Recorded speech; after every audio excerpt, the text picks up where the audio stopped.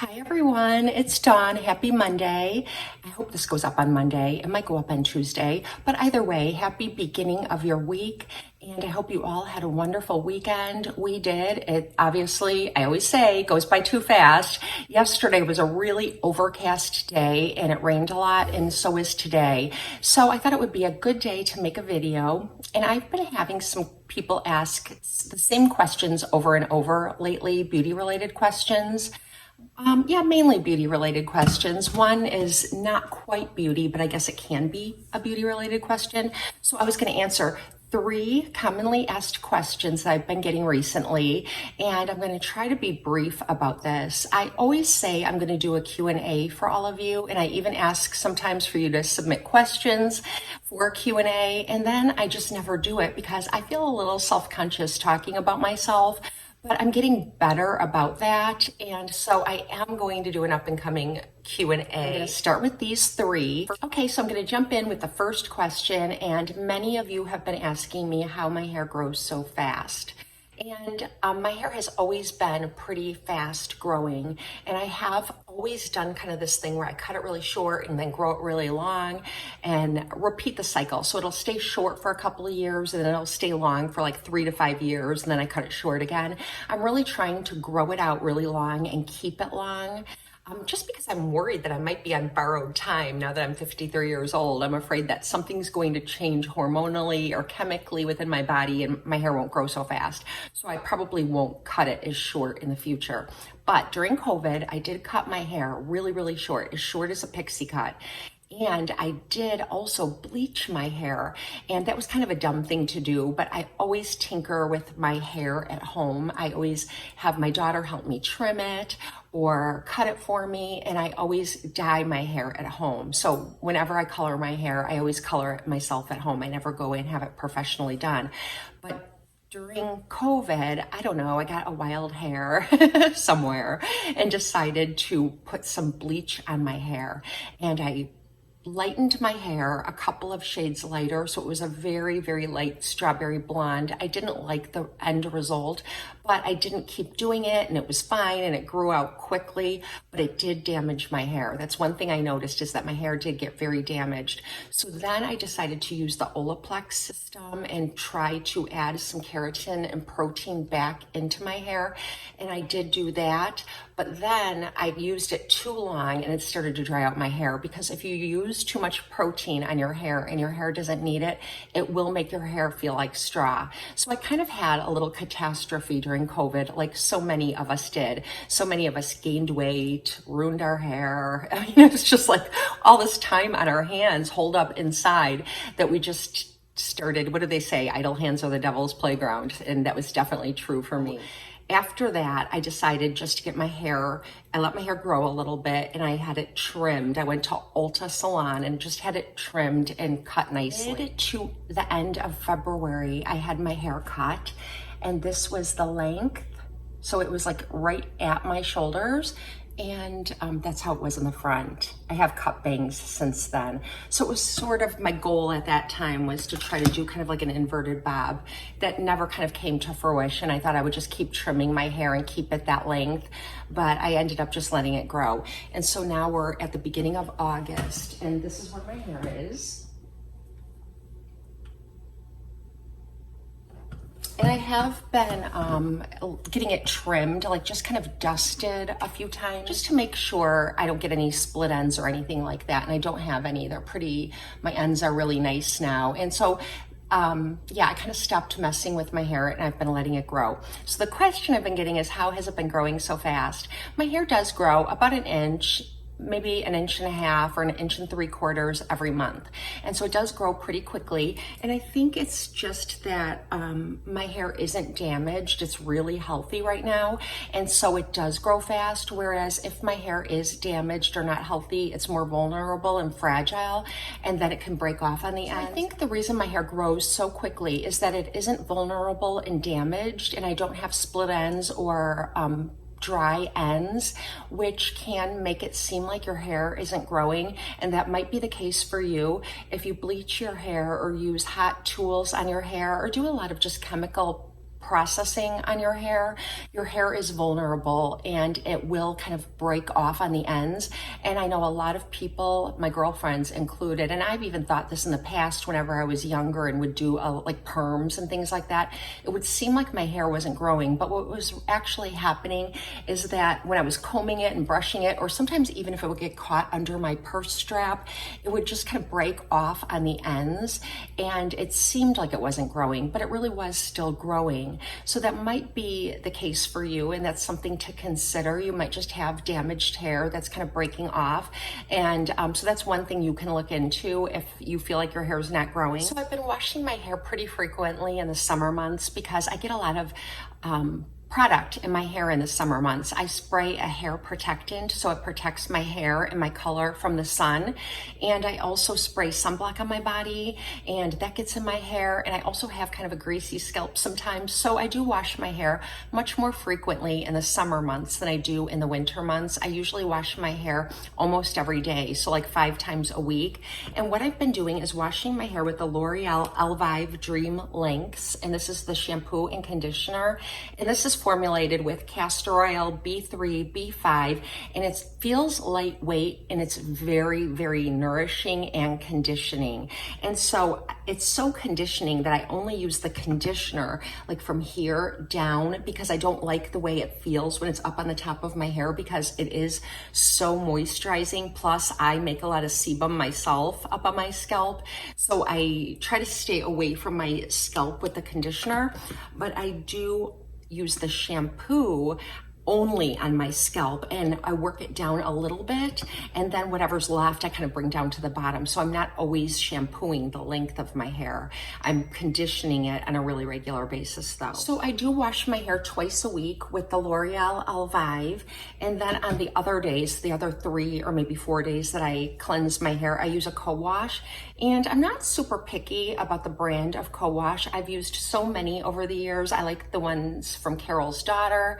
I like Ren Pure. I like Walgreens sells one from the Cake brand. I really like that. And I really like this one from Kristen S. And this is the cleansing co-wash.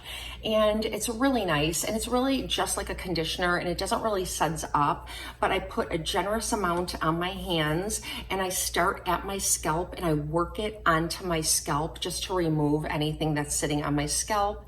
And then I just kind of work it down into my hair and rinse it really well. And it does leave my hair feeling clean, but it doesn't leave your hair squeaky clean. I never cleanse my hair so that it's squeaky clean because if I do, that's kind of drying and then I feel like my hair is more fragile when I'm done. And then I just use this big chamois thing that I got from Madison Reed and wrap my hair in this. And it's just one of those towels that helps your hair dry faster.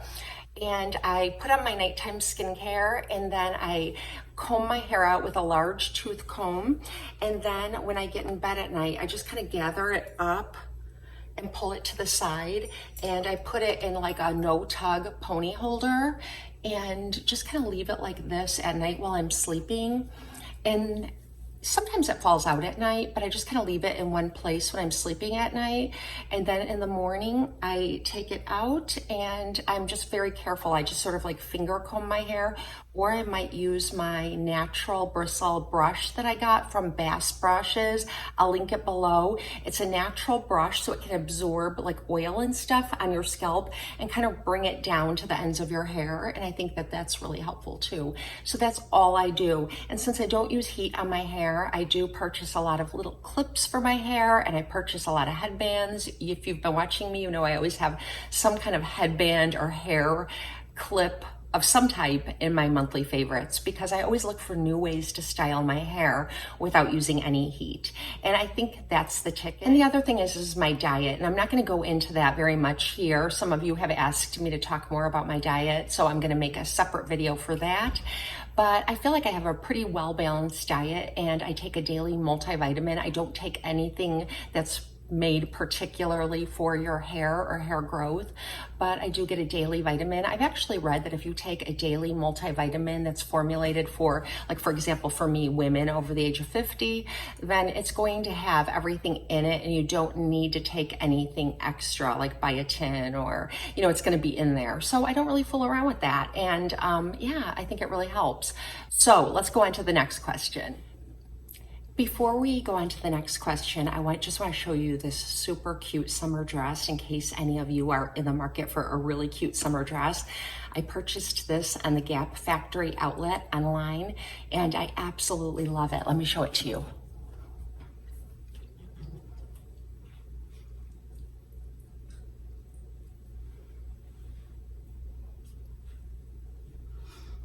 It's just a midi dress and it does have a cotton lining in it and a nice little adjustable belt around the waist that you can tie. You can move it to the side and have it over here. And it is so comfy, super cute with flip-flops or with a little low heel. I just love it. And I noticed that it's on sale on the Gap Factory outlet. So I thought I'd show it to you so you can strike while the iron is hot. Okay, the next question that I get asked a lot, it has to do with my hands and my nails. So I thought I would just tell you what I do with my hands and my nails. So I do get manicures every 3 weeks and I always get gel paint on my nails so that it won't chip in between. And I have them filed in different shapes. They were rounded for a while and then I got a little bit tired of that. So now they're square. But they're not quite sharp on the ends. They kind of round them a teensy bit on the ends and it holds up for the full 3 weeks. You'll notice this is a pretty fresh manicure. It'll start to grow out down here before it'll chip. And so my nails always stay pretty nice. And I do wear those yellow rubber gloves whenever I have my hands in the water, washing dishes, cleaning toilets, cleaning the shower stalls and things like that. But what I do is I always use my retinol on my hands. I use the Avène Retinol 0.5. It's the retinaldehyde. And I always put that on my hands. And this is the moisturizer I've been using and absolutely loving. I'm not sure if it will be thick and rich enough in the winter months, but it's really good right now. And I always have one in my purse. I have one on my bedside. I have one downstairs by the kitchen sink. They're all over the place. I love this. And this is the Cicaplast from La Roche-Posay. And it's very nice. It's like a gel. It comes out and it looks like that. It's more like, it looks white on camera, but it's actually kind of clear. And it's incredibly thick and hydrating, and it sort of feels like you've got like a glove on your hand, a glove of moisture, and I love that. And then whenever I go outside, I always make sure I wear sunblock on my hands, especially when I'm in my car. And I do keep a tube of sunblock right next to, like in the driver's side door, there's like a little, I don't know, like a little container built in, and I always keep sunblock there. So I always make sure that I have sunblock on my hands every single day. So that's really all I do for my hands. I do get the monthly manicure, and I really like my nails to look nice. I feel like my nails are like the least part of your body. It's like this teeny tiny little part of your body. And when your nails look nice, it's like, it just makes you feel better because I don't know what it is about having nice nails. It just makes me feel really good. Whenever I was younger, I was a nurse and I worked in the intensive care unit, and we could never have long nails or nicely painted nails. I always kept them trimmed and kind of manicured, but no paint on them or anything. So now that I can have nice long nails, I definitely want to have long, nice nails. So that's why I always take care of my nails. If you have any other questions pertaining to that, you can ask me down below in the comment section. Okay, so one of you has been asking me if I could talk about my dental history. It's kind of a strange request, and I'm not calling you strange, the person who wants to ask, but I even had to clarify, like, what would you like me to discuss exactly? And the response is just my dental history. And I thought I would share one story with you because this is kind of an interesting story, and it's something that happened to me, and it might be triggering for some of you. So if you don't like hearing kind of like gory dental stories, I might include some photos, just 2 photos, and I'll try to enclose those at the very end or at the point where I'm talking about what the photo is showing. So I wanted to give you a trigger warning because some people don't like hearing about gory dental issues, and I don't blame you. So if that's you, you could just say goodbye here, and I completely understand. And I'll see you next time. Leave me a question or comment down below for my upcoming Q&A. And thank you for being here with me. So for the rest of you who are still here, and you can let me know if you're still here, I would love to know it. Just put still here and I'll know who stayed and listened to the story. And it's a bit of a story time. My best friend, Beth, in my neighborhood, she's one of my oldest friends here in the neighborhood where I live. She doesn't like to go to the dentist, and she also has to go to the dentist quite frequently when she was younger and stuff like that. So she had an issue with receding gums, and her gums were receding because brushing, like toothbrush abrasion and just issues like that. And her dentist referred her to an endodontist, and she was getting grafting done. Grafting is where they take skin from the roof of your mouth and then they graft it onto the top of the tooth where your gums are, and it will take and fix the receding gums that you have. And so she was having that done, and she was having it done on several areas in her mouth. And so she showed up for her appointment, and she had like a little bit of a freak out because she's squeamish about the dentist. And it was way more painful getting going than she thought it was going to be. And so she bolted out of there and rescheduled her appointment. And they decided that they would reschedule it, but they would also sedate her. And so they told her to bring a friend who can drive her there and back, and she had to take a mild sedative before she left her house, and then also when she got to the dentist. And so she asked if I could be that friend who would take her. So I said absolutely. And I didn't know what this procedure was. I'd never had that done before. So she was explaining it to me just like I'm explaining it to you, like what gum grafting is and why she needed it. And I was like, oh my gosh, okay, that sounds horrible. But I agreed to take her. And so it was a couple weeks away, and in the meantime, she and I are just living our lives. Well, the strangest thing happened. One day I woke up and I felt like I had a cold sore in my mouth, like down in here by my gum, and it felt just like a cold sore. I don't get cold sores frequently, but I get them enough, I think we all probably do, if you don't, you're lucky, to know what they feel like. So I never went to the mirror and looked or anything. I just felt it there. And I was like, oh, I got a cold sore in my mouth. I've got a cold sore in my mouth, and it really kind of is uncomfortable. So that was that. And then we went on vacation. It was a couple summers ago, and we went on vacation. And when we got back, I noticed the whole time I still had this cold sore. It wasn't getting more painful or less painful. I just felt like it was still there. And I do brush and floss every single day. And I just don't get super close up to the mirror and like look at everything while I'm doing it. I just kind of go through the motions. So when we got back from vacation, I still felt that cold sore. One day I decided I was going to go look. And I got really close to my mirror, and I pulled my lip down and looked, and it wasn't a cold sore at all. And trigger warning, in a few seconds, I'm going to enclose a picture of what I saw.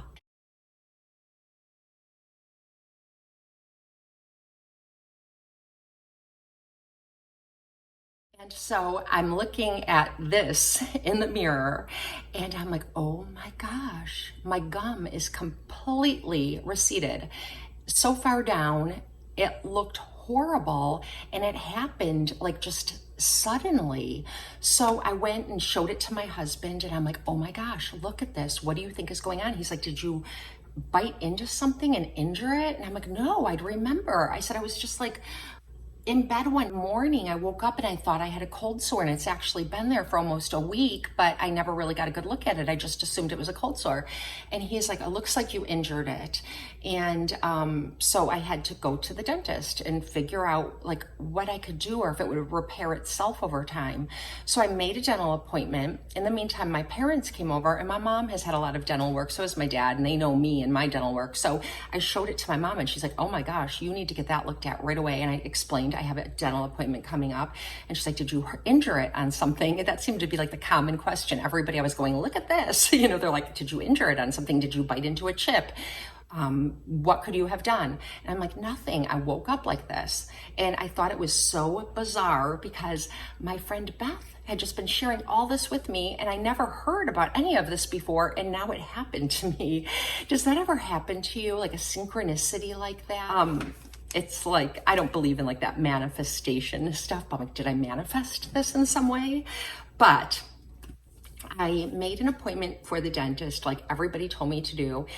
And I went and saw my dentist, and he looked at it and he said, did you injure it?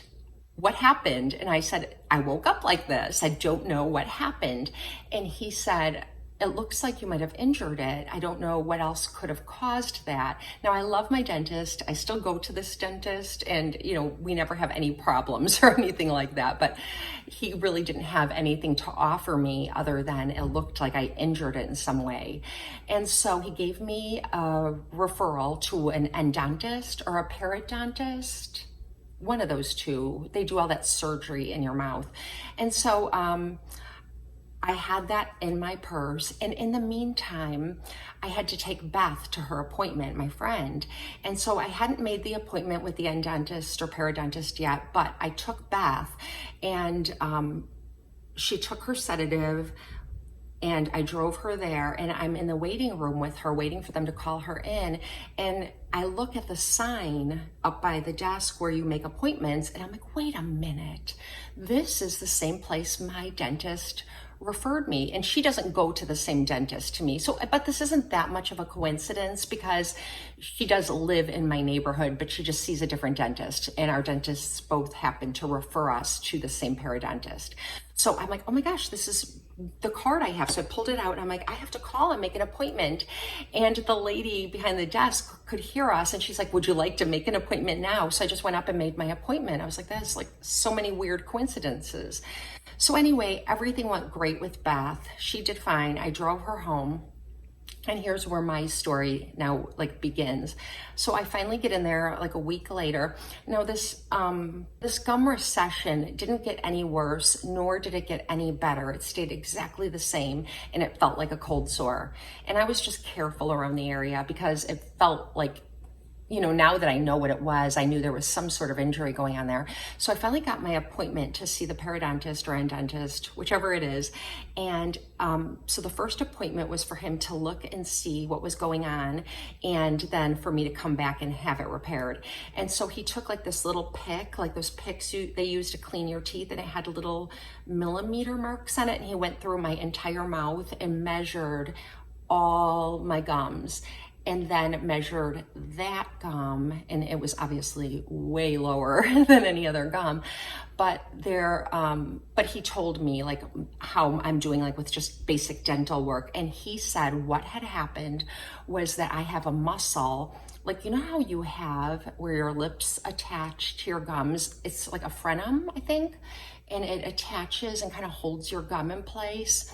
Well, I had a really strong muscle there, and from like 50 years of talking and eating and it pulling, what ultimately happened was it just gave out and pulled, and it went down. And that's another reason, besides brushing too hard and things like that, that can cause gum recession. And he said that I have another attached area right here on the side where it's like got a strong muscle, and he's like, and it can happen there too. And it was $1,500 to repair that one area, or I could pay double and have both repaired, even though this one isn't bothering me and nothing's happened yet. So we decided just to go with the broken one. If it's not broken, don't fix it. I'll eventually get to that. I mean, who knows? I might not ever live long enough to ever need it fixed. So I decided to leave well enough alone, and I'm really glad I did, because so I went in like a week later, and I decided to take a mild sedative going in, and then when I got there, just like Beth did, and he actually recommended that, because what he was doing was a little more entailed.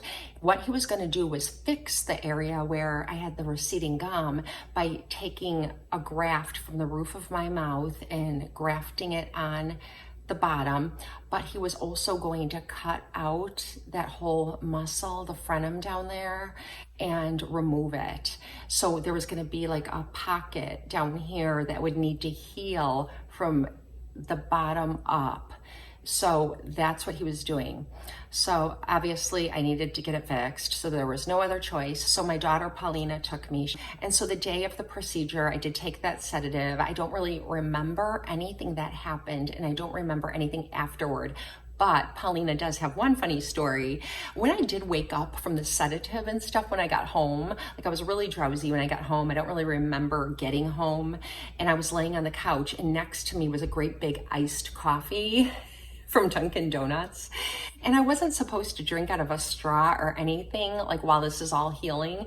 And it's sitting there next to me and none of it's gone. And I'm like, Paulina, why did you bring me Dunkin' Donuts? I can't drink out of a straw or anything. And she's like, you insisted. She's like, we were driving home and you said you needed to stop and get an iced coffee. I don't remember that at all. So she stopped and got me an iced coffee that I never drank, but that was there.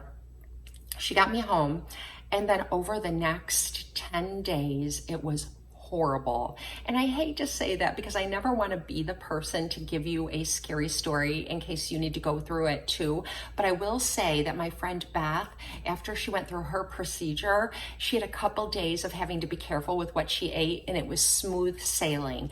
But I think because mine was a little more entailed, it was a little bit rougher for me, or a lot rougher. I do have a strong pain tolerance. I had 3 out of my 4 children natural. So, you know, I can handle pain, but this was worse.